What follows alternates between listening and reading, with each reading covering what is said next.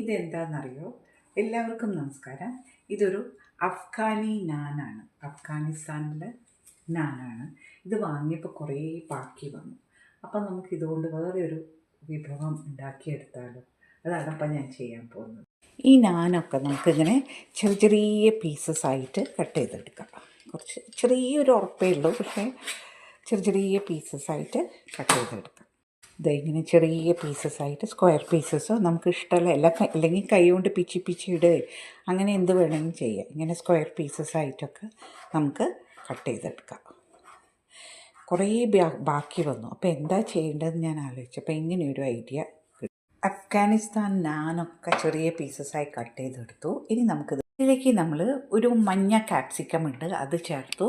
ഒരു 2 സവാള ചേർത്തു. തക്കാളി ചെറുതായി അരിഞ്ഞെടുത്തു. പച്ചമുളക്, പിന്നെ കുറച്ച് ബീൻസ്. ഇവിടെയുള്ള സാധനങ്ങൾ എന്തൊക്കെയാണ് അതൊക്കെ എടുത്തു. ഒക്കെ ചെറിയ ചെറിയ പീസസായി കട്ട് ചെയ്തെടുത്തു. ആവശ്യമുള്ള സോസുകളൊക്കെ റെഡിയാക്കി വെച്ചു. ഇനി നമുക്ക് ഉണ്ടാക്കാൻ തുടങ്ങാം. വെച്ചതിന് ശേഷം അതിലേക്ക് കുറച്ച് ബട്ടർ ഇടുക. ഇതിലിപ്പോൾ ഞാൻ ആദ്യമേ വെളുത്തുള്ളി ഇട്ടു എന്നേ ഉള്ളൂ. ശരിക്കും ബട്ടർ ഇട്ട് ഉരുക്കിയതിന് ശേഷമാണ് ഇടേണ്ടത്. ഒക്കെ പെട്ടെന്ന് ചെയ്യാൻ വേണ്ടിയിട്ട് വെളുത്തുള്ളി പാത്രത്തിലേക്ക് ഇട്ടു എന്നേ ഉള്ളൂ. ഒന്ന് മെൽട്ടാവട്ടെ ബട്ടർ. ഇതിലേക്ക് കുറച്ച് കുക്കിംഗ് ഓയിലും ചേർത്ത് കൊടുക്കാം. എന്താ നമ്മളെടുത്തുള്ള കുക്കിംഗ് ഓയിലാണ്, വെളിച്ചെണ്ണയൊന്നും ചേർക്കേണ്ട. അതിന് വേറെ തന്നെ ഒരു ടേസ്റ്റ് അല്ലേ, അത് വേണ്ട. കുക്കിംഗ് ഓയിൽ ചേർത്ത് കൊടുത്തു. നന്നായി മുരിയട്ടെ. വെളുത്തുള്ളി നന്നായിട്ട് മുരിഞ്ഞു വന്നു. നമുക്ക് ഇതിലേക്ക് അരിഞ്ഞു വെച്ച വെജിറ്റബിൾസ് ഒക്കെ ചേർക്കാം. ഓരോന്നോരോന്നായി ചേർത്തൊന്നും വേണ്ട, എളുപ്പപ്പണിയാണല്ലോ. ഒക്കെ അങ്ങനെ ചേർക്കുക, ഒന്നിച്ചിട്ട് ചേർക്കുക. നന്നായിട്ട് വഴറ്റുക. നല്ല കളറില്ലേ, യെല്ലോ കളറ്, പച്ച.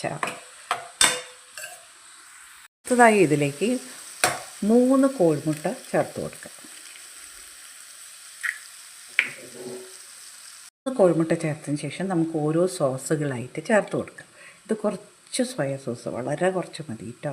ഇതിൻ്റെ ഒരു ടേസ്റ്റ് മാത്രം, വളരെ കുറച്ച് സോയ സോസ് ഒഴിക്കും. സോസ് കുറച്ച് നല്ലോണം ടൊമാറ്റോ സോസ്, അത് കുറച്ചധികം ഒഴിക്കാം. നമുക്ക് ചില്ലി സോസ് ഉണ്ടെങ്കിൽ കുറച്ച് അത് ഒഴിച്ച് കൊടുക്കാം. വളരെ കുറച്ച് മതി കേട്ടോ. അതൊക്കെ നമുക്ക് കട്ട് ചെയ്ത് വെച്ച അഫ്ഗാനി റോട്ടി ഇട്ട് കൊടുക്കാം.